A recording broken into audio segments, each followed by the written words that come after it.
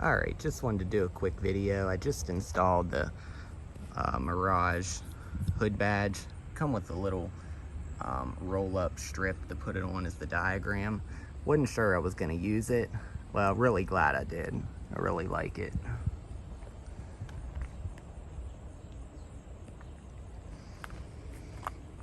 It's not painted or anything, which is good, so it won't chip like it's like a darker black.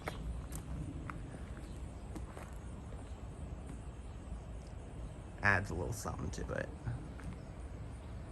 It also comes in silver. I did the black because of the black mirror caps, the tinted windows, and the black front end with the, carbon kit. So I'm pretty happy with it. It's a little pricey just for little plastic letters like that. Was $50, I think it was. But if I like it, I don't mind paying it. So I officially think everything's done to it now that the windows are tinted and all. I think it's good to go. Alright, gonna do some more videos of it driving and stuff. A little longer ones here soon.